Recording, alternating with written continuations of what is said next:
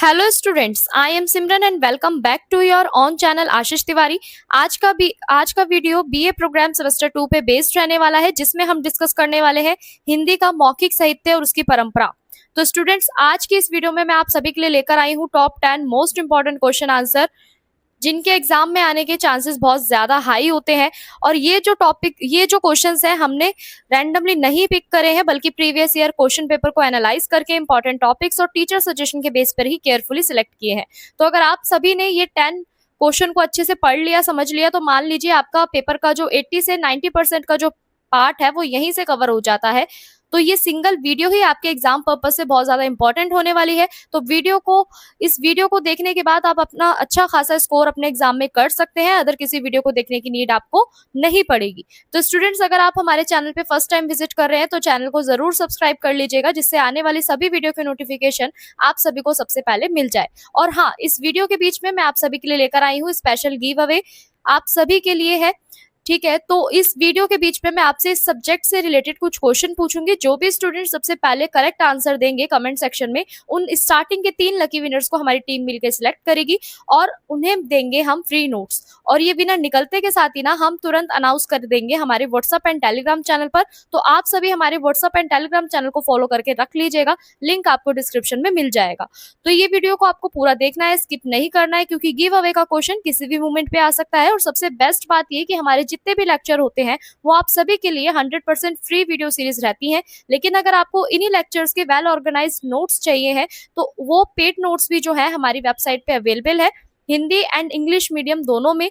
तो प्राइस भी यहाँ पे आपका स्टूडेंट फ्रेंडली है। डिस्क्रिप्शन में आपको हमारी वेबसाइट का लिंक दे दिया जाएगा, आप उस पर क्लिक करेंगे, आप वेबसाइट पे विजिट करेंगे तो आप इजिली नोट्स को वहां से बाय कर सकते हैं। तो नोट्स का प्राइस ओनली यहाँ पे 50 रुपीज रहने वाला है। अगर आपको नोट्स नहीं लेने हैं तो आप वीडियो लेक्चर को भी देख के अपनी प्रिपरेशन को और भी ज्यादा स्ट्रॉन्ग बना सकते हैं।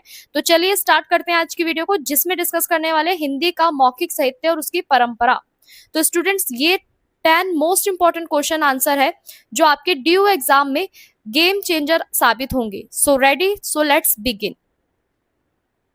तो स्टूडेंट्स, यहाँ पे आपका पहला प्रश्न रहने वाला है कि मौखिक साहित्य की जो पृष्ठभूमि है इस पर प्रकाश डालिए और मौखिक साहित्य की अवधारणा स्पष्ट करते हुए सामान्य परिचय दीजिए।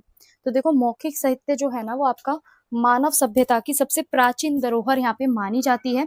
ठीक है, तो लिखित जो थी आपकी लिखित भाषा, लिपियां, इन सब का जो विकास है वो सबसे पहले मनुष्य ने अपने अनुभव और ज्ञान, भावना और परंपराओं के साथ साथ आपका सांस्कृतिक मुख्य मूल्य को भी इन्होंने यहाँ पे क्या करा, मौखिक रूप से एक पीढ़ी से दूसरी पीढ़ी तक इन्होंने पहुंचाया। तो देखो, मौखिक परंपरा जो है ना वो आगे चल के आपका मौखिक साहित्य के रूप में विकसित हो गई। क्यों हो गई? क्योंकि लोक जीवन का जो यहाँ पे स्वाभाविक और जो सहज साहित्य है वो ये माना जाता है। तो किसी एक लेखक की रचना ना होकर ना यहाँ पे पूरे संपूर्ण समाज की जो सामूहिक चेतना जो है ये उसका परिणाम होती है। तो वहीं अगर हम बात करें मौखिक साहित्य की, तो मौखिक साहित्य के अंदर ना लोक जीवन के जो सुख दुख है, आशा निराशा है, रीति रिवाज है, संस्कार है, विश्वास है, धार्मिक सभ्यताएं हैं, सामाजिक अनुभव है, इन सब का हमें एक जीवंत दस्तावेज देखने को मिलता है। इसकी रचना और संरक्षण जो है वो आपका लिखित रूप से नहीं होता, बल्कि ये आपका स्मृति यानी आपकी मेमोरी और वाणी के माध्यम से होता है।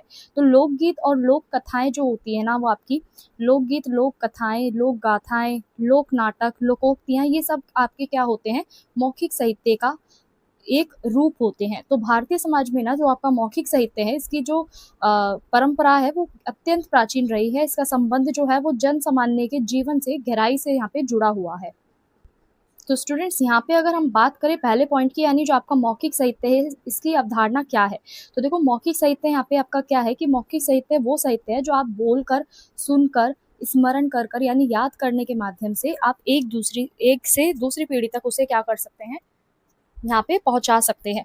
तो इसका ना कोई एक निश्चित साहित्यकार नहीं होता, ये हम कह सकते हैं कोई रचनाकार नहीं होता, बल्कि ये सामूहिक रूप से ये बनाई जाती है, इसका विकास होता है और लोक समुदाय और अपने अनुभव और जो जीवन के जितने भी हमारे मूल्य जो होते हैं, या हम कह सकते हैं जो गीत जो होते हैं, कथाएं जो होती हैं, या फिर हम कह सकते हैं जो भी हम मुहावरे या लोकोक्तियाँ या कहावत पढ़ते हैं ना, वही आपका क्या होती है, मौखिक साहित्य होती है। तो इसी के कारण ना इसी कारण इसे लोक जीवन का एक दर्पण भी कहा जाता है। तो मौखिक साहित्य में आपकी जो भाषा होती है वो सरल होती है, सहज होती है, जन सामान्य बोली जाने वाली निकट होती है। तो इसमें आपकी कोई भी कृत्रिमता के स्थान पर ना स्वाभाविकता और जीवन की जो वास्तविकता है, इसका चित्रण हमें देखने को मिलता है। और ये साहित्य मनोरंजन के साथ-साथ आपका ज्ञान, शिक्षा और सामाजिक चेतना का भी एक माध्यम होती है। तो स्टूडेंट्स, अगर हम बात करें मौखिक साहित्य की पृष्ठभूमि की, यानी मौखिक साहित्य जो है, इसका जो विकास है वो कैसे हुआ। तो देखो, मौखिक साहित्य की जो पृष्ठभूमि है वो मानव सभ्यता की प्रारंभिक विकास से जुड़ी हुई है। यानी जब आपका लेखन कला और लिपियों का विकास नहीं हुआ था, तब मनुष्य ने अपने अनुभव के थ्रू, धार्मिक विश्वासों के थ्रू और ऐतिहासिक घटनाओं के थ्रू यहाँ पे क्या करा, सामाजिक परंपराओं को मौखिक रूप से यहाँ पे सुरक्षित रखा। तो इस प्रक्रिया ने क्या करा कि जो आपका मौखिक साहित्य है ना, इसको यहाँ पे जन्म दिया। यानी जैसे जैसे मानव सभ्यता का यहाँ पे आपका विकास होता गया, वैसी वैसी आपकी जो लेखन कला है, लिपियां हैं, इसका विकास हुआ। ठीक है, इसका विकास नहीं हुआ था, तो मतलब आपकी लेखन प्रक्रिया का और जो आपकी लिपियां हैं, इसका विकास नहीं हुआ था, उससे पहले आपका मौखिक साहित्य का विकास हुआ था। ठीक है, जैसे जैसे जैसे मनुष्य की सभ्यता का यहाँ पे विकास होता गया, प्रारंभिक सभ्यता का विकास हुआ, वैसे वैसे मनुष्य ने अपने धर्म के अनुसार, धार्मिक विश्वासों के अनुसार, मौखिक अनुभवों के अनुसार, मौखिक अनुभव नहीं, अनुभवों के अनुसार, ठीक है, अनुभवों के अनुसार, ऐतिहासिक घटनाओं के द्वारा, सामाजिक परंपराओं के द्वारा जितने भी उसके मौखिक रूप है, उसे वो यहाँ पे सुरक्षित रखता गया। और इसी प्रक्रिया को उसने क्या बोल दिया, मौखिक साहित्य को यहाँ पे जन्म दे दिया। तो अगर हम बात करें भारत की, तो देखो, भारत में ना वैदिक साहित्य जो है, इसकी शुरुआत और इसका जो संरक्षण है वो आपका श्रुति परंपरा के माध्यम से हमें देखने को मिलता है। गुरु अपने शिष्यों को यहाँ पे मंत्र और ज्ञान का एक मौखिक रूप में क्या देते थे, उन्हें शिक्षण देते थे। और इसी प्रकार आपकी जितनी भी लोक समाज में जितने भी आपके अवसर है, जैसे आपके लोकगीत हैं, लोक कथाएं हैं, गाथाएं हैं, ये सारी सुनाई जाती थी। तो समय के साथ आपकी जितनी भी परंपराएं हैं, उनकी लोक स्मृतियां आपकी सुरक्षित होती गई और मौखिक साहित्य का जो विकास है वो और भी ज्यादा होता गया और इसका जो विशाल भंडारण है वो भी यहाँ पे तैयार हो गया। तो ग्रामीण समाज, कृषि प्रधान जीवन और सामाजिक अस्तित्व, विवाह और उत्सव, जन्म, धार्मिक अनुष्ठान, श्रम संबंधित जितने भी आपके कार्य होते थे ना, यहाँ पे मौखिक साहित्य को ये समृद्ध इन्होंने किया। तो लोक जीवन की जितनी भी आपकी आवश्यकताएं हैं, अनुभव है, इसने भी आपका यहाँ पे क्या करा, इससे भी इसका जो विकास जो है वो नियंत्रित होता गया। तो मौखिक साहित्य की कुछ विशेषताएं भी हैं, कौन कौन सी है। तो देखो, मौखिक विशेषता, अगर मौखिक साहित्य की विशेषताओं की बात करें, तो देखो, पहली विशेषता क्या है कि ये एक सामूहिकता के साथ होता है। यानी ये किसी एक व्यक्ति के साथ नहीं होता, बल्कि समाज के अंदर आपके ऐसे ग्रुप्स होते हैं जो अलग अलग धर्म, अलग अलग जाति, अलग अलग वर्ग के होते हैं और उनकी जो भी लोक जीवन से संबंधित जो भी उनके गीत होते हैं, कथाएं होती हैं, परंपराएं होती हैं, वो एक समूह से दूसरे समूह तक वो क्या होती हैं, आगे पीढ़ी दर पीढ़ी यहाँ पे मौखिक रूप से पहुंचाई जाती है। वही आपकी मौखिक मौखिक साहित्य यहाँ पे कहलाती है। तो स्टूडेंट्स, यहाँ पे जो इसकी पहली विशेषता है वो क्या है कि यहाँ पे ये पूरा एक पर्टिकुलर एक व्यक्ति पे डिपेंड नहीं होता, बल्कि ये पूरे समाज की जो रचना होती है वो इसमें इनके पास होती है। इनमें आपके लोक जीवन से संबंधित जितनी भी भावनाएं हैं, अनुभव है, विचार है, वो स्वाभाविक रूप से यहाँ पे अभिव्यक्त हो पाते हैं। तो वहीं अगर इसकी दूसरी विशेषता की बात करें, तो इसकी दूसरी विशेषता क्या है कि ये मौखिक परंपरा है। यानी सुनाने की जो पूरी प्रक्रिया है वो उसके अंदर हमें देखने को मिलती है और इसे पीढ़ी दर पीढ़ी यहाँ पे ग्रहण किया जाता है और अपनी परिस्थितियों के अनुसार इसमें परिवर्तन भी ये करती है। तो स्टूडेंट्स, अगर इसकी दूसरी प्रमुख विशेषता की बात करें, तो इसकी मौखिक परंपरा, ये सुनने और सुनाने की इसमें पूरी प्रक्रिया जो रहती है आपकी जीवित रहती है। तो प्रत्येक पीढ़ी से इसे क्या करती है, प्रत्येक पीढ़ी ग्रहण करती है और अपनी परिस्थितियों के अनुसार इसमें परिवर्तन करती है। तो मौखिक साहित्य की जो भाषा है वो एकदम सरल होती है, सहज होती है और लोक बोलियों से युक्त होती है। इसमें आपका कोई भी अलंकारों का उपयोग नहीं किया जाता। अलंकारों की जो उपयोग है उसको कम से कम किया जाता है। ज्यादातर इसमें स्वाभाविक अभिव्यक्ति की जाती है, यानी नेचुरली जो आपकी जो संवाद है वो ज्यादातर हमें देखने को मिलता है। वही बात करें समाज और संस्कृति में जो आपके मौखिक साहित्य का महत्व है वो क्या है। तो देखो, मौखिक साहित्य ना किसी भी समाज की जो सांस्कृतिक पहचान है उसको सुरक्षित रखने में सबसे महत्वपूर्ण माध्यम ये माना जाता है।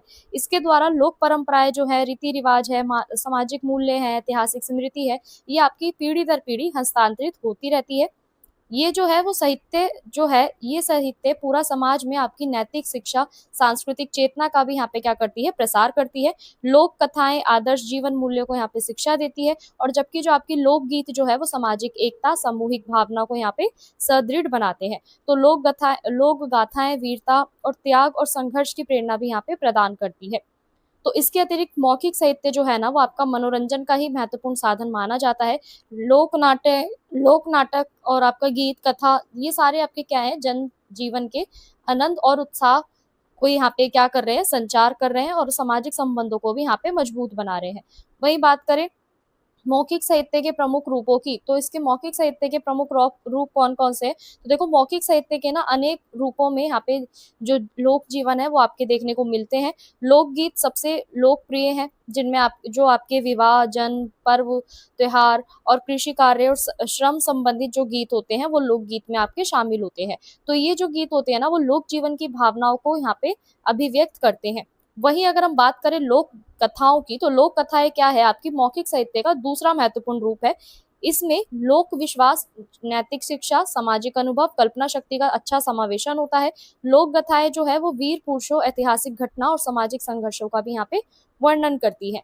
वहीं अगर हम बात करें लोक नाटक की, तो लोक नाटक में ना आपका मौखिक साहित्य का यहाँ पे महत्वपूर्ण अंग माना जाता है, जिसके माध्यम से समाज अपने मनोरंजन के साथ साथ सांस्कृतिक मूल्यों का भी यहाँ पे क्या करता है, संरक्षण करता है। तो लोकोक्ति और कहावतें जो है वो लोक बुद्धि और जीवन अनुभव का जो संक्षिप्त और प्रभावशाली जो अभिव्यक्ति है वो इसको यहाँ पे प्रस्तुत करती है। वहीं अगर हम स्टूडेंट्स बात करें इस प्रश्न के निष्कर्ष की, तो देखो अंत में हम कह सकते हैं कि जो मौखिक साहित्य है ना वो मानव समाज की सबसे प्राचीन और अमूल्य संस्कृति धरोहर है। ये आपका लोक जीवन की सामूहिक चेतना, अनुभव, भावना और परंपराओं का एक जीवन स्वरूप होता है। इसकी जड़ें मानव सभ्यता का जो प्रारंभिक इतिहास है उससे निहित होती है। तो इसका जो विकास है ना वो आपका लोक समाज के साथ साथ चलता रहता है। लोकगीत, लोक कथाएं, लोक गाथाएं, लोक नाटक और लोकोक्तियां, ये सब क्या है, इसके विविध रूप है जो समाज की जो संस्कृति है, इतिहास है और जो उसका जीवन की जो मूल्य है उनको सुरक्षित रखता है। इसलिए मौखिक साहित्य केवल आपका मनोरंजन का साधन नहीं है, बल्कि लोक संस्कृति के संरक्षण, संवर्धन और पीढ़ी दर पीढ़ी इसका क्या होता रहता है, हस्तांतरण होता रहता है। वहीं अगर हम बात करें अगले प्रश्न की, तो अगला प्रश्न आपका क्या कहता है कि मौखिक और लिखित साहित्य का अंतर संबंध स्पष्ट कीजिए। वहीं दूसरा प्रश्न आपसे क्या पूछा गया है कि मौखिक साहित्य और लिखित साहित्य के बीच में आपका अंतर क्या है। इन दोनों के बीच में ही हमें क्या बताना है, अंतर बताने हैं। तो स्टूडेंट्स अगर हम यहाँ पे बात करें मौखिक साहित्य की और लिखित साहित्य की, तो ये दोनों ही क्या है, मानव सभ्यता की सांस्कृतिक और साहित्यिक अभिव्यक्ति के दो महत्वपूर्ण रूप है। साहित्य के विकास का परम मौखिक परंपरा से हुआ। जब लेखन कला का विकास नहीं हुआ था तब आपकी जितनी भी लोकगीत है, लोक कथाएं हैं, लोक गाथाएं हैं, कहावत है, मुहावरे हैं, धार्मिक आख्यान है, ये सब क्या हुए, पीढ़ी दर पीढ़ी मौखिक रूप से एक दूसरे को यहाँ पे संचारित किए गए, उन तक पहुंचाए गए और बाद में जो आपकी लिखने की जो पूरी प्रक्रिया है, लेखन प्रणाली जो है, इसका विकास हुआ और मौखिक संरचनाओं को यहाँ पे क्या कर दिया गया, लिपिबद्ध कर दिया गया, लिखा गया और लिखित साहित्य का जो विस्तार है वो यहाँ से आपका शुरू हो गया। तो इस प्रकार जो आपका मौखिक और लिखित साहित्य है वो एक दूसरे के यहाँ पे पूरक है और दोनों के बीच में ही आपका एक गहरा संबंध हमें देखने को मिलता है। दोनों ही आपकी साहित्यिक रूप से समाज की संस्कृति, परंपरा, मान्यता और जीवन के जो मूल्य है इसको सुरक्षित रखने का कार्य करती है। वही स्टूडेंट्स अगर हम बात करें मौखिक साहित्य और लिखित साहित्य का आधार, यानी मौखिक साहित्य को यहाँ पे लिखित साहित्य का आधारशिला यहाँ पे माना जाता है। प्राचीन काल में लोक कथाएं जो है, लोकगीत हैं, धार्मिक आख्यान है, वीर गाथाएं हैं, मौखिक रूप से यहाँ पे क्या होती है, आपकी प्रचलित रहती है। तो समय के साथ ना इनका जो लिखित जो रूप है ना, लिखित रूप भी यहाँ पे प्रदान किया गया। पहले ये आपके वेद, पुराण, रामायण, महाभारत जैसे जितनी भी आपकी अनेक रचनाएं हैं ना उसमें श्रुति और स्मृति परंपरा के माध्यम से इन्हें सुरक्षित रखा जाता था। फिर बाद में इन्हें एक विस्तृत रूप मिल गया, लिखित रूप मिल गया और इस लिखित साहित्य की जो जड़ें हैं वो मौखिक साहित्य में आपकी समाहित पाई जाती है। वहीं बात करें सांस्कृतिक संरक्षण में दोनों की क्या भूमिका है, तो देखो संस्कृति के संरक्षण में ना मौखिक और लिखित साहित्य दोनों ही समाज की जो संस्कृति है इसकी धरोहर को यहाँ पे संरक्षित रखने का कार्य करती है। यानी मौखिक साहित्य आपका लोक जीवन की जितनी भी भावनाएं हैं, रीति रिवाज है, परंपराएं है, जनमानस की जो भी अनुभूतियां हैं इसको अभिव्यक्त करती है और जबकि आपका जो लिखित साहित्य है वो उन्हें क्या करता है, स्थायी रूप प्रदान करता है और भविष्य की जो भी पीढ़ी है, भविष्य की पीढ़ियों तक इसे ही पहुंचाता है। तो मौखिक साहित्य संस्कृति का जीवन स्वरूप है जो लिखित साहित्य, वहीं अगर हम बात करें लिखित साहित्य की तो आपका ये क्या है, एक स्थायी दस्तावेज है।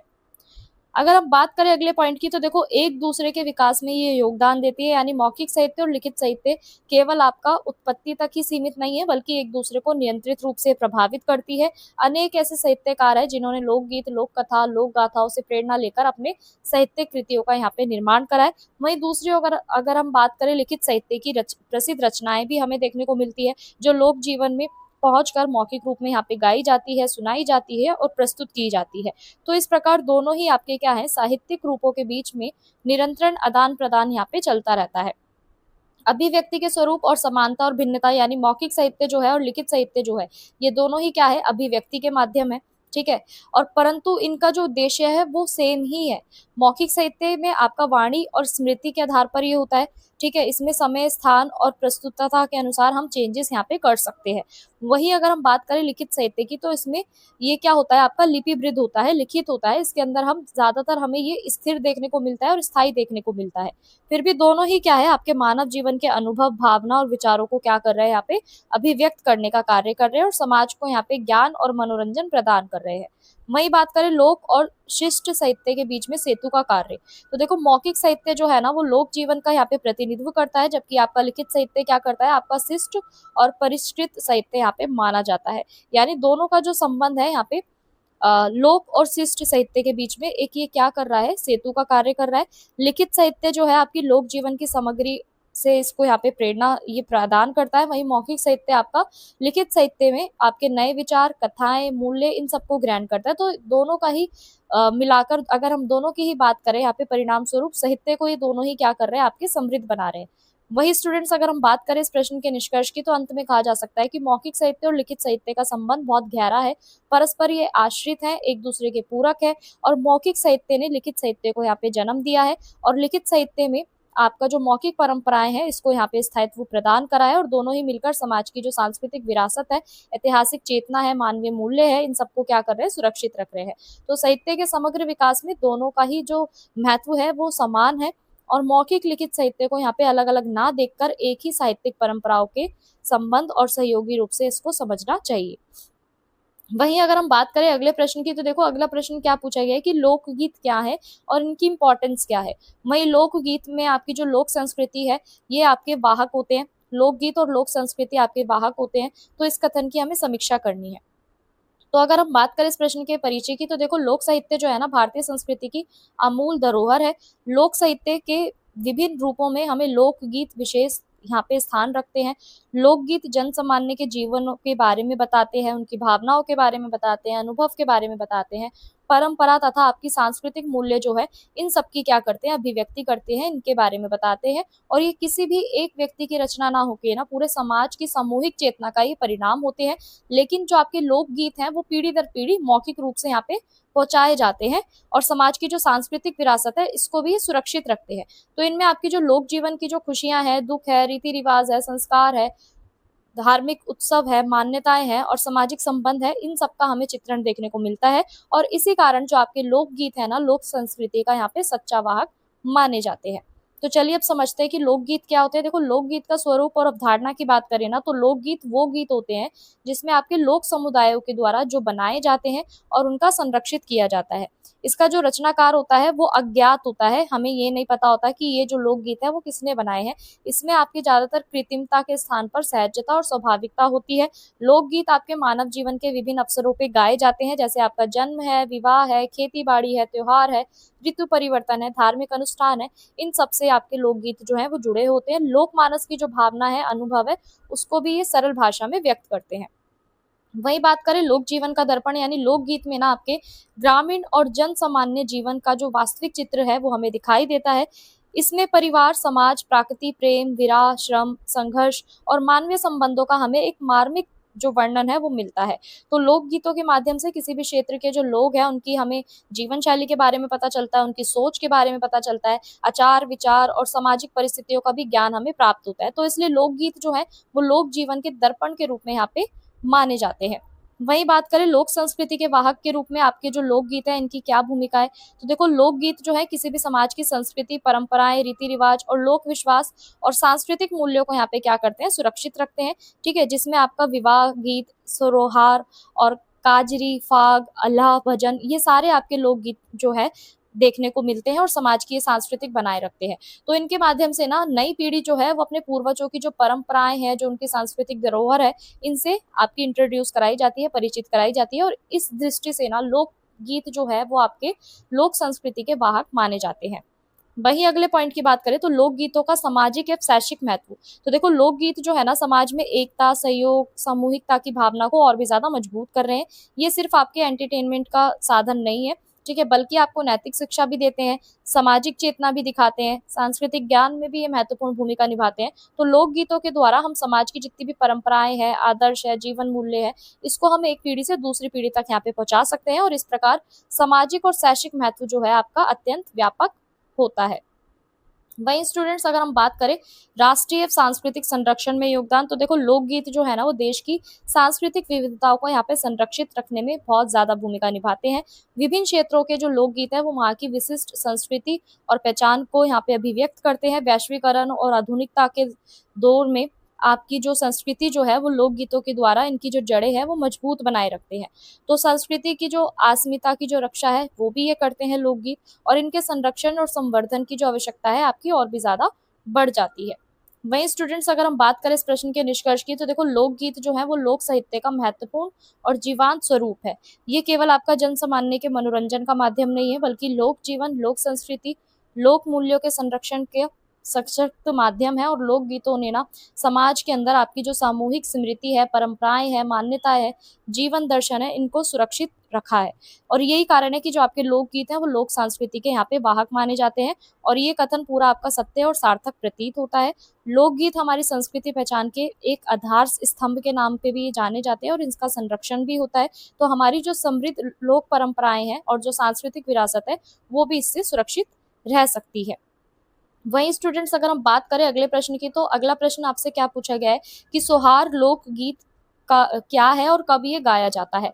वहीं अगर हम अगले प्रश्न की बात करें तो लोकगीतों का परिचय देते हुए सोहार, विवाह और मंगल गीत के बारे में बताइए।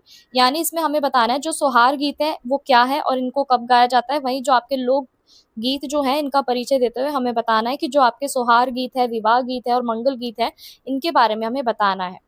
तो देखो अगर हम बात करें एक छोटे से इंट्रो से, तो लोक साहित्य में आपका जो है वो भारतीय जीवन की भावनाओं को ये दर्शाता है। परंपरा, संस्कार, सांस्कृतिक मूल्यों का एक दर्पण के रूप में कार्य करता है। लोकगीत लोक साहित्य की अत्यंत महत्वपूर्ण विधा है, और ये जो है ना ये सामान्य जन द्वारा रचे गए पीढ़ी दर पीढ़ी मौखिक रूप से ये संचित किए जाते हैं।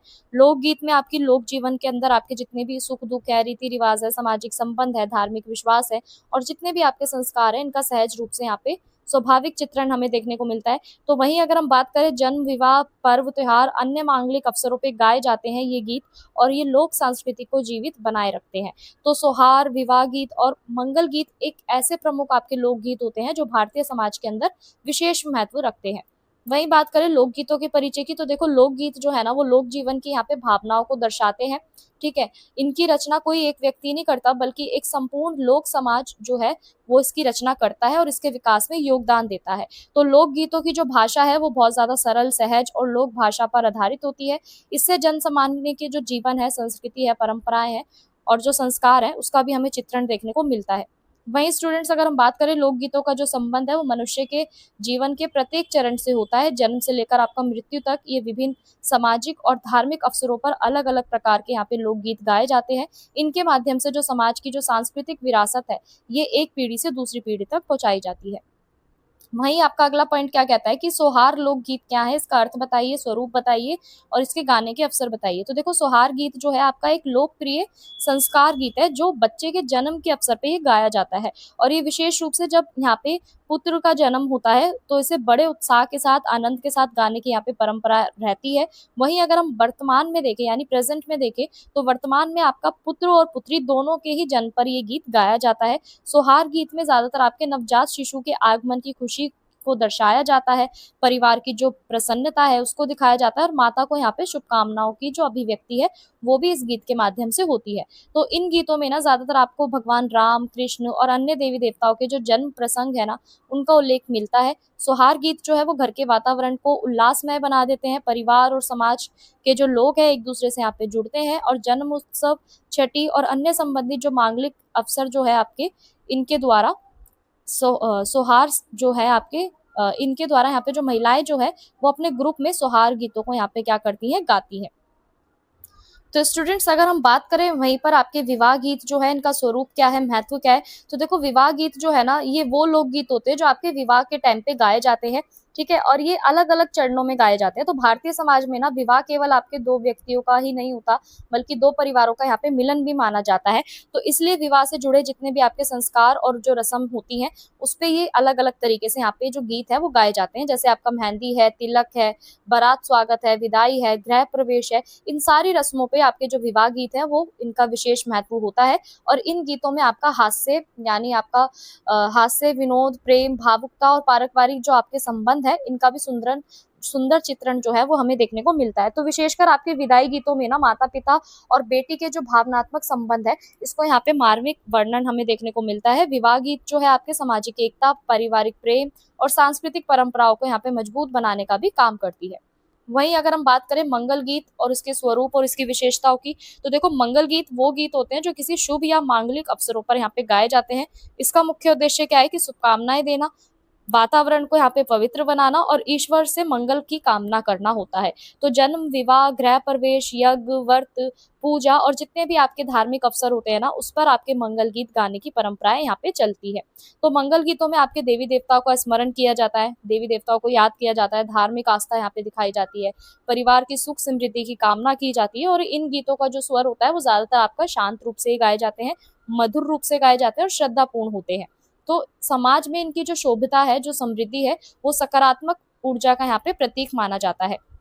वहीं अगर हम बात करें सोहार और विवाह गीत और मंगल गीत की सांस्कृतिक महत्व की, तो देखो सोहार, विवाह गीत और मंगल गीत केवल आपके मनोरंजन के साधन नहीं है, बल्कि ये भारतीय लोक संस्कृति के महत्वपूर्ण वाहक भी है। और ये गीत जो है ना वो समाज की परंपराओं, मान्यताओं और संस्कारों को यहाँ पे सुरक्षित रखने का कार्य करती है। इनके माध्यम से जो नई पीढ़ी है वो अपने सांस्कृतिक मूल्यों से यहाँ पे परिचित होती है। तो इन गीतों में ना लोक जीवन की जो भावनाएं हैं, सामाजिक संबंध है, इसके अंदर मधुरता और सामूहिक जीवन की जो भावना है वो स्पष्ट रूप से दिखाई देती है। और यही कारण है कि आधुनिकता के प्रभाव के बावजूद भी जो आपके लोकगीत है इनका महत्व आज भी बना हुआ है और ये भारतीय संस्कृति की अमूल्य धरोहर के रूप में आपके संरक्षित होते हैं। वहीं स्टूडेंट्स अगर हम बात करें इस प्रश्न के निष्कर्ष की, तो निष्कर्ष क्या कहता है कि लोकगीत जो है वो भारतीय लोक संस्कृति की आत्मा होते हैं। सोहार लोकगीत आपके नवजात शिशु के जन्म की खुशी को यहाँ पे बताते हैं, जन्मोत्सव के अवसर पे गाए जाते हैं। और विवाह गीत जो है आपके विवाह से संबंधित जितने भी संस्कार होते हैं इसके आनंदमय और भावपूर्ण को ये बताते हैं। जबकि आपके जो मंगल गीत होते हैं वो आपके ज्यादातर शुभ अवसरों पर गाए जाते हैं, मंगल कामना करने के लिए और धार्मिक आस्था की अभिव्यक्ति ये करते हैं। तो ये सभी जो लोकगीत है ना वो भारतीय समाज की जो सांस्कृतिक चेतना है, सामाजिक एकता है, परंपरागत मूल्य है, इन सबका क्या कर रही है, संरक्षण कर रही है। तो इसलिए इनका अध्ययन करना और इनका संरक्षण करना हमारी जो सांस्कृतिक विरासत है उसको सुरक्षित रखने के लिए बहुत ज्यादा जरूरी होता है। वहीं स्टूडेंट्स अगर हम बात करें अगले प्रश्न की, तो अगला प्रश्न आपका क्या बोल रहा है कि गढ़वाली गीतों की सामान्य विशेषता बताइए। वहीं आपका कुमाऊनी जो गीत है इस पे टिप्पणी लिखिए। तो ये दोनों ही आपके क्या है, उत्तराखंड की लोक संस्कृति में अपनी समृद्ध लोक परंपराओं और रीति रिवाज और लोकगीतों के कारण यहाँ पे विशेष महत्व रखते हैं। तो ये जो दो सांस्कृतिक क्षेत्र जो है ना आपका गढ़वाल और कुमाऊं, इन दोनों क्षेत्रों में जो लोकगीत है वहाँ के जनजीवन को दर्शाती है, वहाँ के लोगों की जीवन शैली को दर्शाती है, वहाँ की प्रकृति, सामाजिक संबंध और धार्मिक आस्थाओं को भी यहाँ पे क्या करती है, वो बताती है। तो गढ़वाली और कुमाऊनी गीत जो है ना वो केवल आपका मनोरंजन का साधन नहीं है, बल्कि ये लोगों के जीवन के इतिहास को बताती है, संस्कृति परंपराओं को भी बताती है। और इन गीतों में ज्यादातर आपका पर्वतीय जीवन की जो कठिनाइयां है ना, पहाड़ों पे रहने वाले लोगों को जो कठिनाइयों का सामना करना पड़ता है वो भी दर्शाती है गीत ये वाले। और प्रेम भी दिखाते हैं, विरह भी दिखाते हैं, उत्सव, श्रम, प्रकृति के प्रति गहरा लगाव भी हमें इन गीतों से देखने को मिलता है।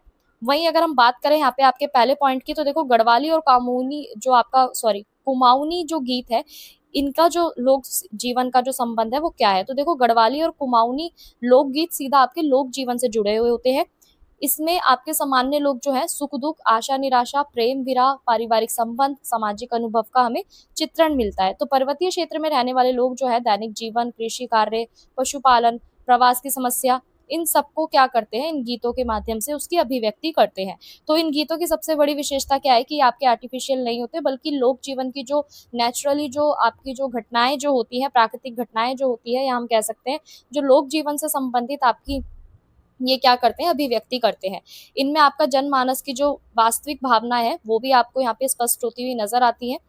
वहीं अगर हम बात करें प्राकृतिक चित्रण और भावनात्मकता की, तो देखो गढ़वाली और कुमाऊनी गीतों में ना आपका प्राकृतिक का अत्यंत सुंदर चित्रण हमें देखने को मिलता है। हिमालय की पर्वत श्रृंखलाएं जो है आपकी बताई जाती है, नदियों के बारे में, झरने, वन, खेती और आपके जो ऋतु है, इन सबका सौंदर्य यहाँ पे हमें देखने को मिलता है। तो लोक गायक जो है आपके प्रकृति को यहाँ पे केवल भारी दृश्य के रूप में नहीं देखते, बल्कि उनका जो अपने जीवन और जो भावनाएं हैं उनसे भी ये जोड़ते हैं।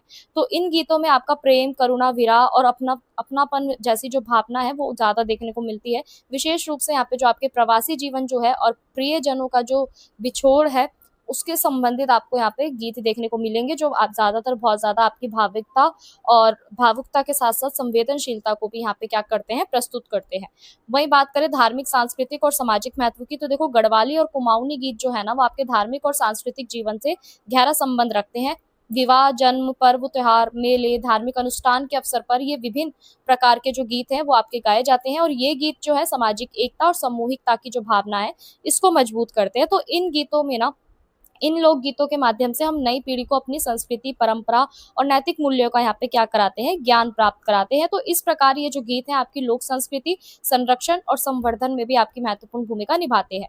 वही बात करें भाषा, शैली और संगीतात्मक विशेषताएं, तो देखो यहाँ पे जो गढ़वाली और कुमाऊनी जो गीत है ना, इनकी अपनी एक सरल और सहज लोक भाषा होती है। इसी शैली के कारण ये ज्यादा आपके लोकप्रिय माने जाते हैं। तो इसमें आपके स्थानीय शब्द, मुहावरे, लोकोक्तियां, इन सब का प्रभाव हमें बहुत ज्यादा देखने को मिलता है, जिससे गीतों के अंदर आपकी स्वाभाविकता और मधुरता आती है। इन गीतों की जो धुन होती है, जो लय होती है, वो बहुत ज्यादा आपकी सरल होती है, और ढोल, दमाऊ और रणसिंघा, हुड़का और बांसुरी जैसे जितने भी आपके लोक वाद्य जो है ना, ठीक है, यानी म्यूजिकल जो इंस्ट्रूमेंट है, इनके द्वारा आपके जो संगीत है इसको और भी ज्यादा आकर्षित बनाया जाता है, और भी ज्यादा अट्रैक्टिव यहाँ पे बनाया जाता है। तो ये जो है आपके ज्यादातर समूह में गाए जाने वाले गीत होते हैं, ठीक है। और जो लोक संगीत जो है इसका एक छटा हम कह सकते हैं दिखाई देता है। वहीं अगर हम बात करें अगले पॉइंट की, तो यहाँ पे प्रमुख प्रकार और सांस्कृतिक योगदान, तो देखो प्रमुख प्रकार और सांस्कृतिक योगदान की बात करें तो गढ़वाल और कुमाऊनी लोकगीत के ना अनेक रूप यहाँ पे प्रचलित हैं, जैसे आपका मंगल गीत, झोड़ा, चांचरी, चोफुला, न्योली, जागर, ऋतु गीत, श्रम गीत और प्रेम गीत। तो प्रत्येक गीत जो है ना किसी विशेष अवसर, भावना और सामाजिक परिस्थिति से यहाँ पे आपके जुड़े होते हैं। तो ये उत्तराखंड की जो संस्कृति के जो पहचान है इनका भी ये प्रतीक होती है। तो इन्होंने लोक संस्कृति को जीवंत बनाए रखने, सामाजिक चेतना को विकसित करने और क्षेत्रीय अस्मिता को यहाँ पे मजबूत बनाने में अपना योगदान दिया है। तो आज भी ये जो गीत है ना आपके यहाँ पे लोक जीवन की धड़कन बने हुए हैं। वहीं स्टूडेंट्स अगर हम बात करें इस प्रश्न के निष्कर्ष की, तो अंत में हम कह सकते हैं कि जो आपके गढ़वाली और कुमाऊनी जो लोकगीत है ना, ये उत्तराखंड की जो संस्कृति विरासत है इसकी एक अमूल्य धरोहर माने जाते हैं। इनमें आपके लोक जीवन, प्राकृतिक संबंध, ठीक है, और सामाजिक संबंध, धार्मिक आस्थाएं, मानवीय भावनाएं, इन सबका एक सुंदर कोऑर्डिनेशन हमें देखने को मिलता है। गढ़वाली गीतों में आपका ज्यादातर गढ़वाली गीतों में इनकी विशेषता क्या होती है कि कुमाऊनी गीतों की विशेषता, ये दोनों ही क्या कर रही है, लोक संस्कृति, उत्तराखंड की जो लोक संस्कृति है उसको समृद्ध बना रही है। और ये गीत आपके केवल मनोरंजन के लिए नहीं है, बल्कि लोक स्मृति, सांस्कृतिक चेतना, सामाजिक मूल्यों के संरक्षण में भी महत्वपूर्ण साधन है। तो इनका संरक्षण जो है करना हमारी सांस्कृतिक जिम्मेदारी है। वहीं अगर हम बात करें अगले प्रश्न की, तो भोजपुरी क्षेत्र में जो आपके विवाह और जात सारी गीतों के सांस्कृतिक परिदृश्य की व्याख्या कीजिए। वहीं अगले प्रश्न में क्या पूछा गया है कि भोजपुरी लोक गीतों की जो प्रमुख विशेषताएं है इसका वर्णन कीजिए। तो देखो यहाँ पे आप अगर हम बात करें भोजपुरी लोक साहित्य की, तो देखो भारतीय संस्कृति जो है ना वो भारतीय सांस्कृतिक लोक संस्कृति की एक समृद्ध और जीवंत धरोहर यहाँ पे मानी जाती है। वहीं बात करें भोजपुरी भाषा की, तो मुख्य रूप से ये आपका पूर्वी उत्तर प्रदेश और पश्चिमी बिहार, झारखंड के जैसे कुछ क्षेत्रों में ये बोली जाती है। तो यहाँ का जो लोक जीवन है वो अत्यंत आपका सरल, भावुक और सांस्कृतिक परंपराओं से जुड़ा हुआ होता है। भोजपुरी लोकगीत जो है सामान्यतः आपके सुख दुख, रीति रिवाज, संस्कार, प्रेम, विरह, श्रम और सामाजिक जीवन से जुड़े हुए होते हैं। तो इन गीतों में ना आपके ज्यादातर विवाह गीत और जात सारी गीत को ज्यादा यहाँ पे महत्व दिया जाता है।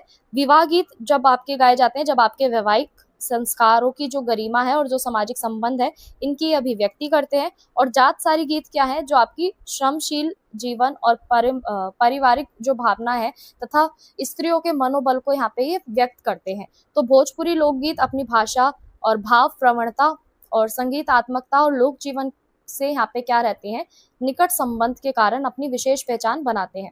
तो वहीं स्टूडेंट्स अगर हम बात करें फर्स्ट पॉइंट की, तो देखो भोजपुरी क्षेत्र के जो विवाह गीत जो है इसका सांस्कृतिक महत्व क्या है। तो देखो भोजपुरी समाज में ना विवाह आपके केवल दो व्यक्तियों का नहीं बल्कि दो परिवारों का सामाजिक और सांस्कृतिक मिलन यहाँ पे माना जाता है।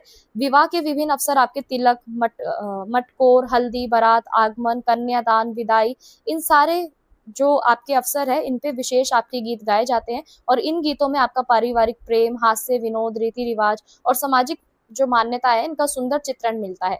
तो विवाह गीत जो है ना, इनके माध्यम से समाज की जो परंपराएं हैं वो एक पीढ़ी से दूसरी पीढ़ी तक पहुंचती है और इन गीतों में माता पिता का स्नेह, भाई बहन का प्रेम, दूल्हा दुल्हन के प्रति शुभकामनाएं और विदाई के समय आपका जो उत्पन्न होने वाला जो भाव है उसको भी यहाँ पे दर्शाता है। तो इस प्रकार आपका जो विवाह गीत जो है ना, वो भोजपुरी संस्कृति के संरक्षण और संवर्धन में अपनी महत्वपूर्ण भूमिका निभाते हैं।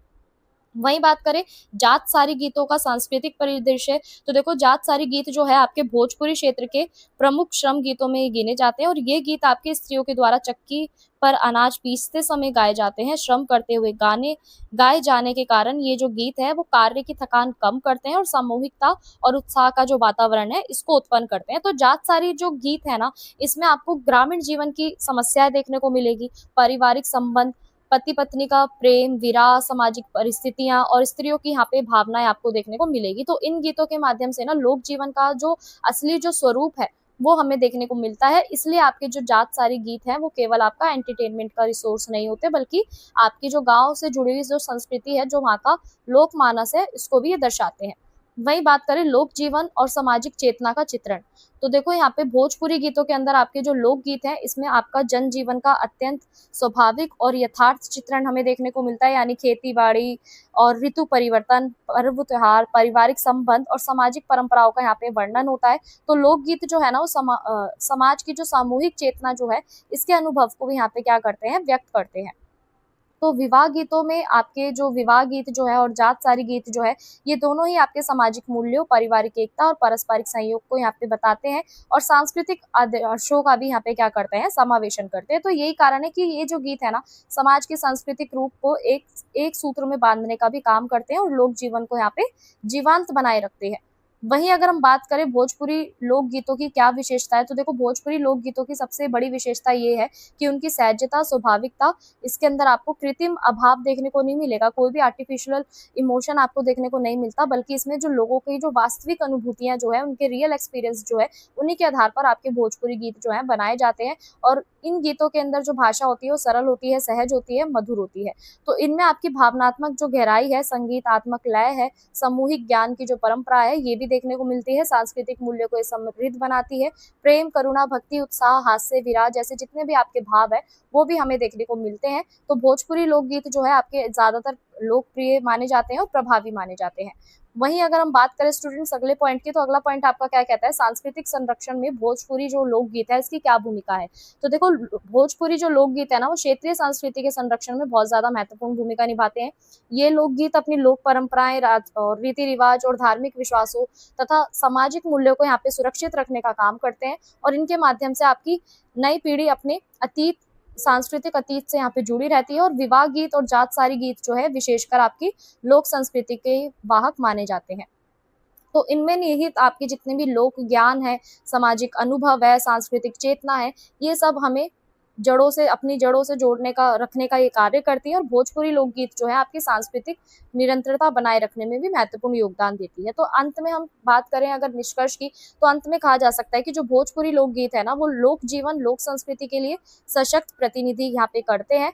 विवाह गीत भोजपुरी समाज के संस्कारों, पारिवारिक संबंधों तथा सांस्कृतिक परंपराओं का यहाँ पे जीवंत चित्र जो है अपना प्रस्तुत करते हैं, जबकि आपका जो जात सारी जो गीत है इसकी श्रमशीलता, स्त्री संवेदनाओं और आपके जो ग्रामीण समाज जो है इसकी वास्तविकताओं को यहाँ पे क्या करते हैं, अभिव्यक्त करते हैं।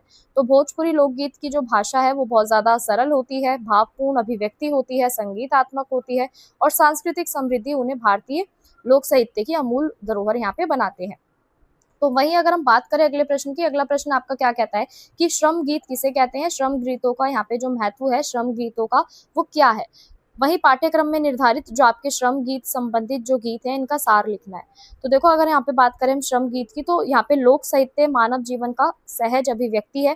तो लोक जीवन में जो आप कार्य करते हैं, कार्य करते समय जो गीत गाते हैं सामूहिक रूप से, उन्हें हम यहाँ पे क्या कह देते हैं, श्रम गीत, श्रम गीत यहाँ पे कह देते हैं। और ये गीत जो है ना आपके, वो श्रमिकों के श्रम को सरल बनाते हैं, आनंददायक बनाते हैं और उत्साहपूर्ण बनाते हैं।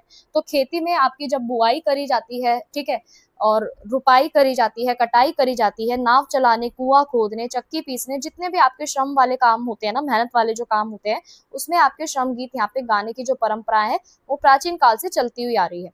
तो श्रम गीत है जो आपके केवल मनोरंजन का साधन नहीं है, बल्कि ये आपके लोक जीवन, लोक सांस्कृतिक, सामाजिक संबंध और सामूहिक चेतना का भी यहाँ पे महत्वपूर्ण वाहक माने जाते हैं। तो पाठ्यक्रम में आपके निर्धारित जो भी आपके श्रम गीत जो है वो ग्रामीण जीवन, श्रमिकों की भावनाएं और परिश्रम के महत्व को और सामूहिक कार्यों की जो भावना है इसको भी यहाँ पे बताती है। वहीं स्टूडेंट्स अगर हम बात करें पहले पॉइंट की, तो देखो श्रम गीत का अर्थ और स्वरूप क्या है कि यानी श्रम करते समय गाए जाने वाले गीतों को हम क्या कहते हैं, श्रम गीत कहते हैं। और इनका उद्देश्य क्या है कि जो काम की जो कठिनाई है उसे कम करना और श्रमिकों के अंदर एक उत्साह, एक एक्साइटमेंट बनाए रखना। तो श्रम गीत जो है, श्रम गीतों की जो रचना है वो किसी भी व्यक्ति के द्वारा यहाँ पे नहीं की जाती, बल्कि लोक समाज की जो सामूहिक चेतना है इससे ये विकसित होते हैं। इनकी भाषा भी सरल होती है, सहज होती है और राइम्स भरी होती है, ठीक है। तो खेतों में काम करने समय जो आपके किसान जो है, नाविक जो है, मजदूर महिलाएं जो है, ये अपने अपने कार्यों के अनुरूप क्या करती है, इन गीतों को यहाँ पे गाती है। वही इन गीतों के महत्व की बात करें तो देखो श्रम गीत जो है ना आपके श्रमिकों के जीवन में विशेष महत्व रखते हैं। ये श्रम की थकान को कम करते हैं, ठीक है, कार्य की जो प्रति उत्साह है उसे उत्पन्न रखते हैं। और सामूहिक रूप से यहाँ पे गीत गाने से जो आपके श्रमिकों की जो एकता है, सहयोग है, भाईचारे की जो भावना है, ये भी आपकी विकसित होती है। तो श्रम गीत आपके लोक संस्कृति के संरक्षण में भी महत्वपूर्ण भूमिका निभाते हैं, क्योंकि इनके माध्यम से जो लोक जीवन की परंपराएं हैं, रीति रिवाज है, सांस्कृतिक मूल्य जो है वो एक पीढ़ी से दूसरी पीढ़ी तक पहुंच रहे हैं।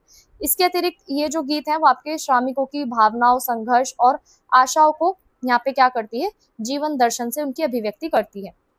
तो पाठ्यक्रम में आपके जो श्रम गीत जो है इनसे संबंधित जो इनका जो सार है वो क्या है, तो देखो पाठ्यक्रम के अंदर आपका जो शामिल किया गया है श्रम संबंधित गीतों को, यहाँ पे वो श्रमिक वर्ग के दौरान श्रमिक वर्ग की जितनी भी आपकी दैनिक जीवन है, उनकी जो कार्यशीलता है उसका एक सजीव चित्र हमें देखने को मिलता है। और इन गीतों में ना आपके खेतों में काम करने वाले किसान का जो उत्साह है, वर्षा की जो प्रतीक्षा है, फसल की जो समृद्धि है और सामूहिक श्रम की जो भावना है, ये सब हमें देखने को मिलती है।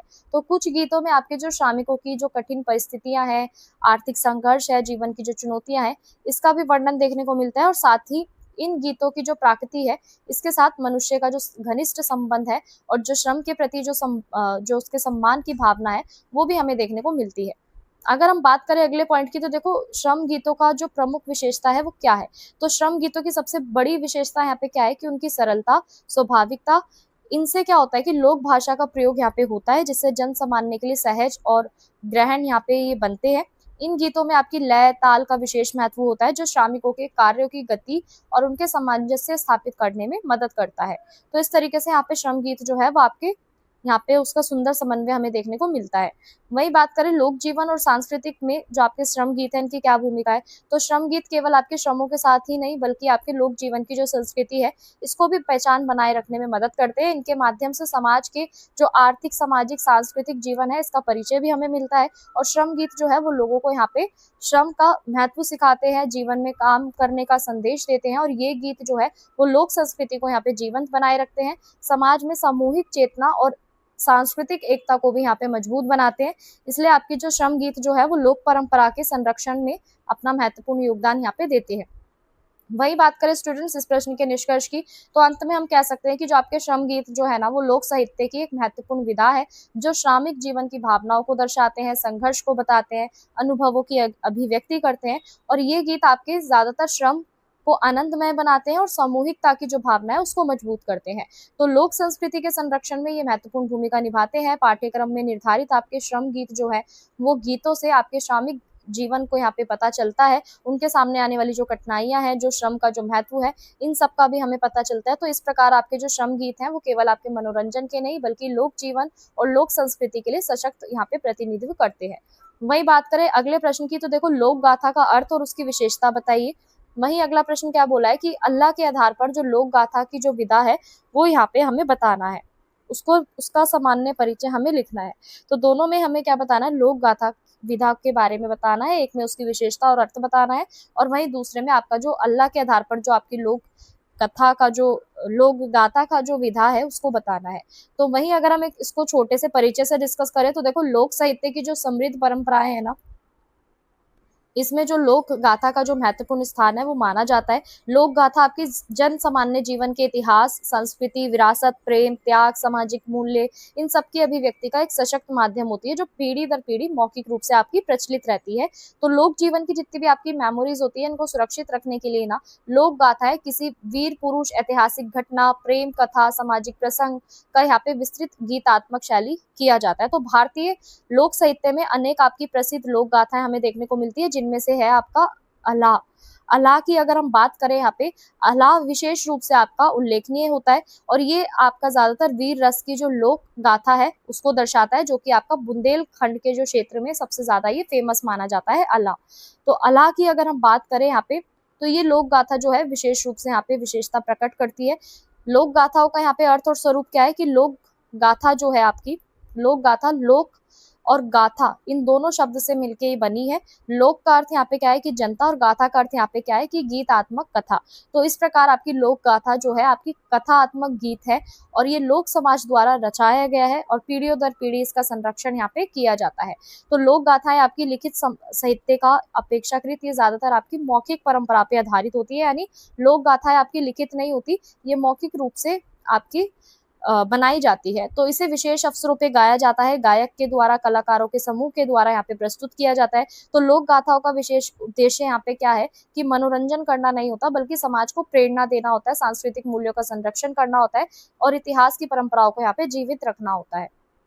वहीं लोक गाथा की प्रमुख विशेषताओं की यहाँ पे बात करें तो देखो, लोक गाथाओं की सबसे बड़ी विशेषता क्या है कि उसकी लोक सुलभता, यानी रचनाकार जो है सामान्यतः यहाँ पे अज्ञात होता है, समय के साथ उसमें परिवर्तन करता है, विस्तार होता है। तो लोक गाथाओं में आपकी जो सरल भाषा है, ठीक है, सहज शैली है, संगीतात्मक है, इन सबका विशेष महत्व हमें देखने को मिलता है, जिससे आसानी से ना यहाँ पे जो आपका जो जनमानस जो है इसमें जो लोकप्रिय है ये हो जाती है। वीरता, त्याग, प्रेम, करुणा, धर्मनिष्ठता, सामाजिक जीवन का आदर्श भी हमें देखने को मिलता है।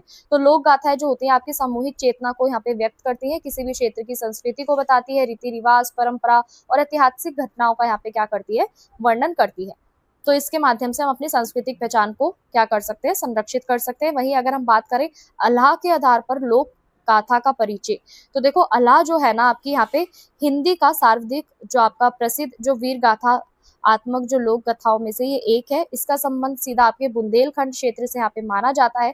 इसमें आपके वीर योद्धा अल्लाह और उसके उदल की जो वीरता है, उसके साहस को इसमें दर्शाया गया है, युद्ध के कौशल को दिखाया गया है, और स्वामी के प्रति जो उनकी निष्ठता है उसका भी यहाँ पे वर्णन किया गया है। तो ये जो गाथा है ना, बेसिकली आपका मोहाब के जो राजा है परमाल और उनके जो वीर सैनिक जो है, इनके जीवन से जुड़ी घटनाओं पर ही आधारित है। तो अल्लाह जो है ये एक गायन है, यानी एक आपका गीत है, जिसमें आपका उत्साह जोश के साथ ये गाया जाता है। इसमें आपकी वीर रस की प्रधानता होने के कारण जो आपके जो श्रोता जो होते हैं, जो इस गीत को सुनने वाले जो होते हैं, उनमें एक साहस, उत्साह और देशभक्ति की जो भावना है वो उत्पन्न होती है। तो लोग गायक जो है ना यहाँ पे इसकी प्रस्तुति विशिष्ट शैली में यहाँ पे ये करते हैं, और जिससे ये और भी ज्यादा प्रभावशाली बनते हैं। और आज भी ग्रामीण क्षेत्रों में वर्षा ऋतु और मेले उत्सव को यहाँ पे अल्लाह का यहाँ पे गायन बड़ी रुचि के साथ यहाँ पे किया जाता है। वहीं अगर हम बात करें अल्लाह में जो आपके लोक गाथा जो है इसकी विशेषताओं का प्रतिफलन, यानी अल्लाह जो है वो लोक गाथा की लगभग प्रमुख विशेषताओं को अपने अंदर समाहित कर लेती है। इसका जो रचनाकार है वो निश्चित रूप से अज्ञात नहीं है, ये लंबे समय तक आपकी मौखिक परंपरा के द्वारा संरक्षित रहती है, और इसमें ज्यादातर आपकी ऐतिहासिक घटनाओं का वर्णन हमें देखने को मिलता है, जिससे इसकी रोचकता बढ़ती है। तो इस गाथा में ना आपकी वीरता, सर्वभक्ति, कर्तव्य परण, ये सारी चीजें हमें देखने को मिलती है, और लोक विश्वास, लोक जीवन की पद्धति का भी हमें देखने को यहाँ पे वर्णन मिलता है, जो कि आपकी बुंदेलखंड की संस्कृति और भाषा को भी दर्शाती है। तो इस प्रकार आपका जो अल्लाह है वो केवल आपका वीर गाथा नहीं है, बल्कि संपूर्ण लोक जीवन का एक दर्पण है। वही बात करें लोक जीवन में जो आपकी लोक गाथाओं का महत्व है वो क्या है, तो देखो लोक गाथाएं जो है ना आपकी सामाजिक, ऐतिहासिक, समृद्धि और सांस्कृतिक धरोहर को यहाँ पे संरक्षित रखने का जो महत्वपूर्ण कार्य करती है। तो इसके माध्यम से ना पीढ़ी दर पीढ़ी अपने अतीतों और परंपराओं की जितनी भी आपकी संस्कृति है, उनका हम पीढ़ी दर पीढ़ी क्या करते हैं, परिचय कराते हैं। लोक गाथाएं आपके समाज में साहस, नैतिकता, प्रेम, त्याग और कर्तव्यनिष्ठता जैसी जो भावना है, इनको विकसित करती है। तो विशेष रूप से आपकी जो अला जो है, ये जैसी जितनी भी आपकी लोक गाथाएं जो है, वीरता जो है, देश प्रेम जो है, इन सब की भावना को ये जागृत करती है और साथ ही वे लोक भाषा और लोक संस्कृति के संरक्षण में भी महत्वपूर्ण भूमिका निभाती है। तो यही कारण है कि आधुनिक समय में आपकी जो लोक गाथाएं, इसकी प्रासंगिकता बनी हुई है और लोक साहित्य की जो अमूल्य निधि जो है यहाँ पे वो मानी जाती है। वही स्टूडेंट्स, अगर हम बात करें इस प्रश्न के निष्कर्ष की, तो अंत में कहा जा सकता है कि जो आपकी लोक गाथा जो है ना, वो लोक साहित्य की महत्वपूर्ण विधा है, जिसमें आपके लोक जीवन, इतिहास, संस्कृति, मानवीय मूल्यों का व्यापक चित्रण हमें मिलता है। इसकी प्रमुख विशेषता क्या है कि मौखिक परंपरा, सामूहिकता, गीतात्मकता, सरल भाषा और लोक हित की भावना इसमें जुड़ी होती है।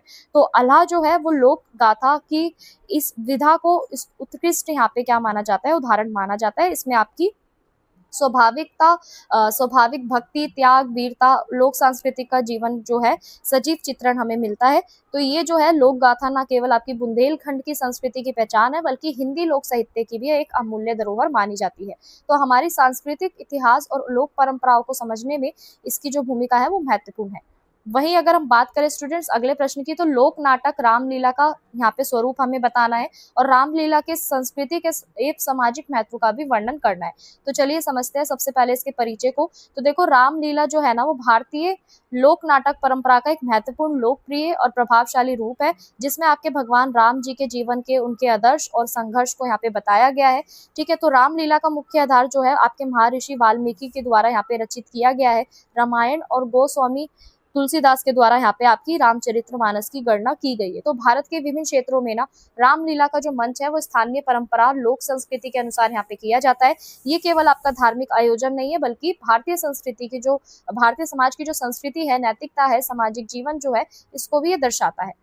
तो अगर हम बात करें यहाँ पे रामलीला के स्वरूप की, तो देखो, रामलीला जो है आपकी एक नाट्य है, जिसमें नाटक है जिसमें भगवान राम के जन्म से लेकर आपका रावण वध तक जो है दर्शाया जाता है। राम राज्य की स्थापना बताई जाती है, अनेक घटनाओं का यहाँ पे रोल प्ले किया जाता है और ये ज्यादातर आपका नवरात्रों के दिनों में किया जाता है और विजयदशमी यानी आपके दशहरे पर चलता है। इसमें आपके कलाकार आपस में कम्युनिकेशन करते हैं, संवाद करते हैं, गीत गाते हैं, संगीत गाते हैं, इन सब के माध्यम से अपना रोल प्ले करते हैं और राम कथा को एक जीवंत रूप यहाँ पे देते हैं।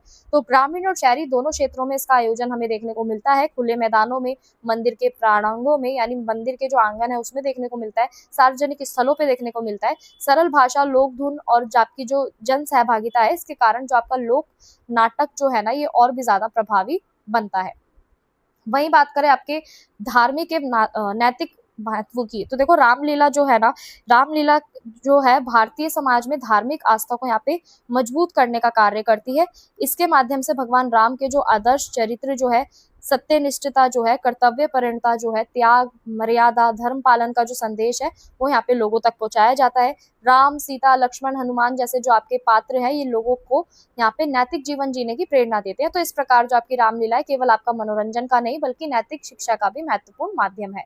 वहीं अगर हम बात करें सांस्कृतिक का महत्व, तो देखो, संस्कृति के महत्व की बात करें ना, तो रामलीला जो है भारतीय संस्कृति और लोक परंपराओं के संरक्षण में महत्वपूर्ण भूमिका निभाती है। इसके माध्यम से लोक भाषा, लोक गीत, लोक संगीत, वेशभूषा, पारंपरिक कलाओं का यहाँ पे विकास होता है। विभिन्न क्षेत्रों में आपकी जो रामलीला जो है स्थानीय रूप से यहाँ पे सांस्कृतिक विशेषताओं को यहाँ पे अभिव्यक्त करती है और ये भारतीय संस्कृति को यहाँ पे एक पीढ़ी से दूसरी पीढ़ी तक पहुंचाने का प्रभावी माध्यम है। तो इसी कारण आपका जो रामलीला जो है ना, वो भारतीय संस्कृति की अमूल्य धरोहर यहाँ पे मानी जाती है। तो स्टूडेंट्स, अगर हम यहाँ पे बात करें अगले पॉइंट की, तो देखो, सामाजिक महत्व, यानी रामलीला जो है वो सामाजिक एकता, सामुदायिक सहयोग की भावना को भी मजबूत करती है। इसके आयोजन में आपके समाज के विभिन्न वर्गों के जो लोग हैं मिलकर भाग लेते हैं, पारस्परिक उनमें प्रेम, भाईचारे की भावना भी विकसित होती है और रामलीला जो है समाज में अच्छाई की बुराई पर विजय, ठीक है, इसको दिखाती है और यहाँ पे न्याय, सत्य और मानवता जैसे जितने भी मूल्य है, इसको स्थापित करती है। तो समाज में जितनी भी आपकी कुरीति है, इसका ये विरोध करती है और कार्य करती है। वहीं अगर हम बात करें लोक नाटक परंपराओं में जो आपकी रामलीला का योगदान जो है वो क्या है, तो देखो, भारतीय लोक नाटक में परंपराओं में ना रामलीला का विशेष महत्व यहाँ पे देखने को मिलता है। लोक नाटक में आपके जितने भी लोकप्रियता है, वो हमें देखने को मिलती है। इसके माध्यम से आपके जितने भी अभिनय होते हैं, संगीत होते हैं, नृत्य होते हैं और मंच कला का जो विकास होता है वो होता हुआ नज़र आता है। तो रामलीला ने ना लोक कलाओं को यहाँ पे जीवंत रखने और जन सामान्य की जो संस्कृति है इसको जोड़ने का भी महत्वपूर्ण योगदान दिया है। वहीं स्टूडेंट्स, अगर हम बात करें इस प्रश्न के निष्कर्ष की, तो निष्कर्ष क्या कहता है कि रामलीला भारतीय लोक नाटक परंपराओं का महत्वपूर्ण और लोकप्रिय रूप है। इसका स्वरूप धार्मिक, सांस्कृतिक और सामाजिक तत्वों का सुंदर समावेशन जो है वो देखने को मिलता है, समन्वय देखने को मिलता है। ये भगवान राम के आदर्श जीवन को यहाँ पे जन सामान्य तक पहुंचाने का काम करती है, नैतिक मूल्यों की स्थापना करती है और साथ ही भारतीय सांस्कृतिक लोक परंपरा और राजनीतिक एकता को यहाँ पे मजबूत बनाने के लिए भी यहाँ पे महत्वपूर्ण भूमिका निभाती है। तो इसलिए रामलीला केवल आपका नाटक प्रस्तुति नहीं बल्कि जीवन के अंदर भी आपकी एक सशक्त भूमिका ये निभाती है। वही बात करें अगले प्रश्न की आपके, तो देखो हरियाणा के लोक साहित्य में जो आपका लखीम चंद की जो भूमिका है वो क्या है। वही अगला प्रश्न क्या पूछा गया है कि हरियाणा के लोक कवि जो है लखीम चंद, इनके साहित्यिक योगदान का हमें वर्णन करना है या हम कह सकते हैं मूल्यांकन करना है। तो देखो हरियाणा के जो लोक सांस्कृतिक परंपरा है ये बहुत ज्यादा आपकी समृद्ध है, गौरवशाली हो रही है। तो इस परंपरा का जो विकास है वो हमें देखने को मिल रहा है जन जन तक पहुंचने में, और अनेक लोक कलाकार और लोक कवियों का इसके अंदर योगदान रहा है, जिसमें से एक है आपके पंडित लखीम चंद। लखीम चंद का जो नाम है वो सम्मान और आदर्श के साथ यहाँ पे लिया जाता है। उन्हें हरियाणा के सूर्य कवि और लोक नाटक का यहाँ पे सम्राट कहा जाता है। लखीम चंद ने अपनी रचनाओं और संगों और लोकगीतों के माध्यम से जो आपकी हरियाणवी जो लोक जीवन जो है, वहाँ की संस्कृति जो है, नैतिक मूल्य जो है, सामाजिक चेतना जो है, इन सब की क्या करी है, अभिव्यक्ति करी है, बताया है उसके बारे में। तो उनके जो साहित्य है ना, इसमें आपकी लोक भाषा की जो सरलता है, जीवन की जो सार यथार्थता है, ठीक है, और जो समाज को सुधारने की जो भावना है, इसका भी हमें समन्वय देखने को मिलता है। तो इसलिए हरियाणा के जो लोक साहित्य है ना, इसके विकास में उनकी भूमिका अत्यंत महत्वपूर्ण मानी जाती है।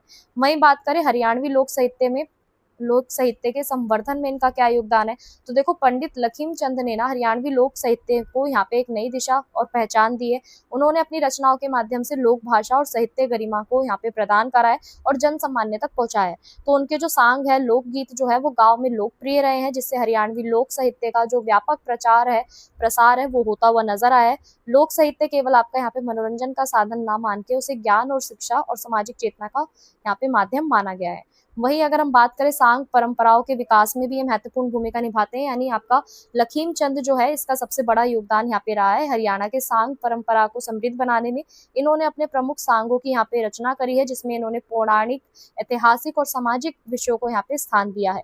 तो उनके जो सांग रहते थे ना, वो संवाद, गीत, अभिनय, संगीत का सुंदर समन्वय देखने को मिलता है। उन्होंने सांग को एक प्रभावशाली लोक नाट्य विधा के रूप में यहाँ पे स्थापित करा है तथा जनमानस में इनकी जो लोकप्रियता जो है वो और भी ज्यादा देखने को मिली है। वहीं बात करें हम सामाजिक एवं नैतिक मूल्यों के प्रसार की, तो देखो यहाँ पे लखीम चंद जी ने यहाँ पे साहित्य को केवल मनोरंजन नहीं माना, बल्कि समाज की जो सुधार की जो भावना है वो भी इसके अंदर हमें देखने को मिली। काव्य और सांगों के माध्यम से इन्होंने सत्य, धर्म, कर्तव्य, ईमानदारी, त्याग, सदाचार जैसे जितने भी आपके नैतिक मूल्य हैं इनका प्रचार करा है। और इन्होंने समाज में जितनी भी आपकी कुरीतियां हैं, अंधविश्वास है, सामाजिक बुराइयां हैं, इस पर भी प्रहार किया है। तो उनके जो साहित्य हैं वो लोगों को नैतिक जीवन जीने की और सामाजिक जिम्मेदारियों को समझने की प्रेरणा देते हैं। वहीं अगर हम बात करें लोक जीवन और संस्कृति का सजीव चित्रण, तो लखीम चंद की जितनी भी रचना है ना, वो हरियाणा की लोक जीवन का एक सजीव चित्र हमें दिखाती है, ठीक है, वास्तविकता को यहाँ पे दर्शाती है। यानी ग्रामीण जीवन कैसा है, वहाँ का रीति रिवाज कैसे है, परिवार के संबंध कैसे है, लोक विश्वास कैसा है, इन सारी रचनाओं के मतलब सामाजिक परंपराएं कैसी, तो इन सारी रचनाओं में इन्होंने, लखीम चंद जी ने इन सारी चीजों को अपनी रचनाओं के अंदर बताया है। और उनके साहित्य के माध्यम से हरियाणा की जो संस्कृति, जो पहचान जो है वो हमारे सामने आती है। वहीं अगर हम बात करें अगले पॉइंट की, तो देखो साहित्यिक योगदान का मूल्यांकन, यानी पंडित लखीम चंद जी का जो साहित्यिक योगदान है वो बहुत आयामी है और अंततः हम कह सकते हैं कि प्रभावशाली इन्होंने इसको बनाया है। हरियाणवी भाषा को साहित्यिक प्रतिष्ठा इन्होंने दिलाई है। लोक नाट्य जो आपकी परंपरा है इसको सशक्त बनाया है। लोक साहित्य को यहाँ पे इन्होंने नई ऊंचाइयों तक पहुंचाया है और उनकी जो रचना है वो आज भी आपकी लोक मानस में जीवित है। और सामान्य रूप से ये जो है आपकी लोकप्रिय है, उनकी भाषा जो है सरल है, प्रभावी है, जन सामान्य की समझ के अनुकूल है। तो इसी कारण हरियाणा का जो लोक साहित्य है वो महानतम जो लोक कवि यहाँ पे माने जाते हैं वो पंडित लकीमचंद जी को यहाँ पे माना जाता है। तो आज भी इनका अध्ययन जो है आपके अलग अलग अनुसंधानों में किया जाता है। वही बात करें इस प्रश्न के निष्कर्ष की, तो निष्कर्ष क्या कहता है कि अंत में कहा जा सकता है कि पंडित लकीमचंद जी जो है ना, हरियाणा के लोक साहित्य के सबसे महत्वपूर्ण स्तंभ में से एक है। इन्होंने अपने सांग, लोकगीत और काव्य रचनाओं के माध्यम से हरियाणवी भाषा, संस्कृति और लोक परंपराओं को यहाँ पे समृद्ध बनाया है। उनके साहित्य में लोक जीवन की जो सच्चाई है, समानता जो है, सामाजिक चेतना जो है, नैतिकता जो है, आदर्श जो है, सांस्कृतिक गौरव जो है, इनका हमें एक सुंदर कोऑर्डिनेशन देखने को मिलता है। तो हरियाणा के जो लोक साहित्य है ना, इसमें इनकी भूमिका अत्यंत महत्वपूर्ण है, प्रेरणादायक है और इनके जो साहित्य है, साहित्यिक योगदान है, इसी के कारण आज भी हरियाणा की जो सांस्कृतिक धरोहर है और जो लोक साहित्य जो है वो आपका अमर यहाँ पे माने जाते हैं। वहीं स्टूडेंट्स अगर हम बात करें गिव अवे के क्वेश्चन की, तो पहला आपका क्वेश्चन ये है कि आपका मौखिक और लिखित साहित्य के बीच में आपको यहाँ पे क्या करना है, अंतर बताना है। वहीं आपका दूसरा प्रश्न है कि जो आपका मौखिक साहित्य है और जो लिखित साहित्य है, इनमें से सबसे पहला जो प्रारंभ जो है, ठीक है, सबसे पहले जो विकास जो है किसका हुआ था, मौखिक सभ्यता का हुआ, सॉरी मौखिक साहित्य का हुआ था या फिर आपका लिखित साहित्य का हुआ था, ये आपको बताना है कि मौखिक साहित्य या लिखित साहित्य का, इन दोनों में से सबसे पहले किसका जो प्रारंभ जो है, शुरुआत जो है हुई थी। वहीं आपका तीसरा प्रश्न क्या कहता है कि तीसरे प्रश्न में आपको यहाँ पे बताना है कि जो आपका कुमाऊनी और गढ़वाली जो गीत है वो कौन से राज्य में यहाँ पे आपके गाए जाते हैं, कौन से राज्य से यहाँ पे आपके संबंधित है। तो जल्दी से आप कमेंट सेक्शन में कमेंट करके हमें बताइए इनके आंसर, फिर हमारी टीम जो है यहाँ से सिलेक्ट करेगी 3 लकी विनर्स को, जिनको हम देंगे इस सब्जेक्ट के फ्री नोट्स। तो स्टूडेंट्स, ये थे आपके top 10 most important question answer. मेरे को पूरी उम्मीद है आप सभी ने इसको बहुत ध्यान से पढ़ा होगा, समझा होगा और अपनी प्रिपरेशन को और भी ज्यादा स्ट्रॉन्ग कर लिया होगा। तो अगर आपको कोई भी डाउट है तो आप हमारे इंस्टा पेज को फॉलो करके अपने डाउट्स को क्लियर कर सकते हैं या फिर आप हमें कमेंट सेक्शन में भी कमेंट कर सकते हैं। इसके साथ साथ आप सभी हमारे व्हाट्सअप एंड टेलीग्राम चैनल को ज्वाइन करना मत भूलिएगा, क्योंकि गिव अवे के जो 3 लकी विनर्स है उनको तुरंत यहाँ पे अनाउंस करते हैं हम हमारे व्हाट्सअप एंड टेलीग्राम चैनल पर। तो लकी विनर जो है 3 हमारे गिव अवे के क्वेश्चन के, वो तीनों को हम सिलेक्ट करने के बाद हमारे व्हाट्सअप एंड टेलीग्राम चैनल पर अनाउंस करते हैं। तो जल्दी से डिस्क्रिप्शन में लिंक दिया हुआ है, आप हमारे व्हाट्सअप एंड टेलीग्राम चैनल को ज्वाइन कर लीजिए और हो सकता है कि अगले जो नोट्स है वो आपको यहाँ पे मिले, वो भी फ्री ऑफ कॉस्ट में। अगर आपको यहाँ पे पेड नोट्स भी चाहिए तो पेड नोट्स भी हमारी वेबसाइट पे अवेलेबल है, जिसका प्राइस यहाँ पे आपका 50 रुपीज ओनली रहने वाला है। ठीक है, 50 रुपीज यहाँ पे आपका प्राइस जो है रहने वाला है नोट्स का, तो आप इजीली उसे बाय कर सकते हैं। तो स्टूडेंट्स, अगर आपको ये वीडियो पसंद आई हो तो वीडियो को लाइक करना मत भूलिएगा, ठीक है, अपने दोस्तों के साथ शेयर करना मत भूलिएगा और साथ ही साथ चैनल को सब्सक्राइब करना मत भूलिएगा। तो मिलते हैं अगली वीडियो में, आप सभी का बहुत बहुत धन्यवाद।